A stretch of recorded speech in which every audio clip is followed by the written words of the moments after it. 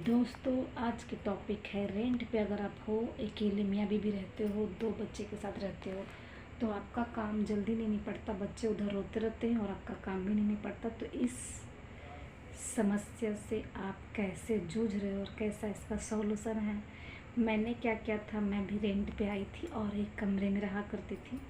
और पहले तो 1 बच्चे, फिर 2 बच्चे।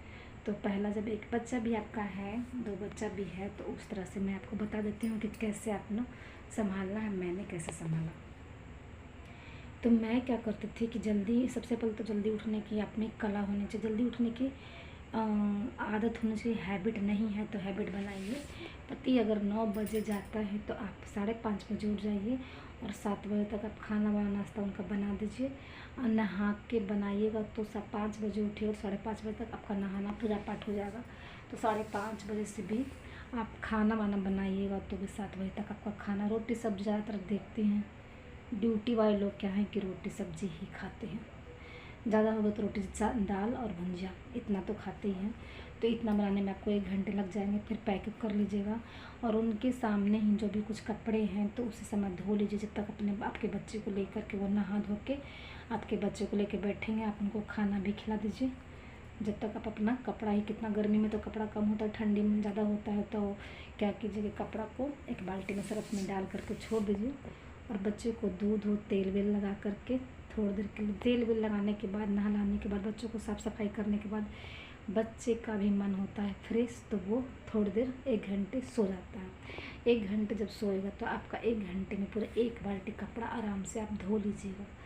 तो मैं ऐसे ही करा करती थी जब मैं रेंट पे थी। एक ही कमरा था, बच्चे पकड़ने वाला कोई नहीं था, तो ज़्यादातर मैं कोशिश करती थी उनके सामने ही कपड़ा भी धुल जाए, खाना वाना का बर्तन भी धुल जाए, पोछा झाड़ू सब मैं 9 बजे के पहले कर लिया करती। तो इस तरह से आपके बच्चे भी नहीं रोएंगे और आपका काम भी हो जाएगा।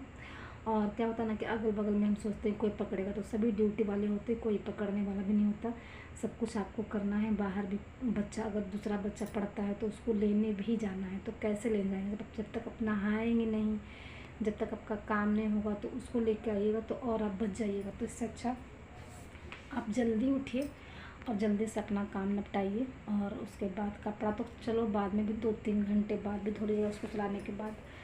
और बड़ा वाला बच्चा अगर जब खेलता है तो उसको खेलने दीजिए, छोटे वाले बच्चे को सुला दीजिए। और अगर दोनों बच्चे सो जाते हैं तो कुछ अपना हॉबीज यानी कि हैबिट, कुछ मन है कुछ करने का, पेंटिंग, सिलाई, दोनों बच्चे अगर सो गया तो कुछ कर भी सकते हैं। 1-2 घंटे का काम कुछ अर्निंग का है तो वो भी कर सकते हैं। तो आप इस तरह से बच्चे को संभालिए, तेल वेल लगाइए, अच्छे से उसको रखिए, नहलाइए गर्मी में। और नहलाने के बाद 1-2 घंटा बच्चा, उसका दूध से पेट भर दीजिए, कुछ खाता है तो उसका पेट भर दीजिए खिला पिला के।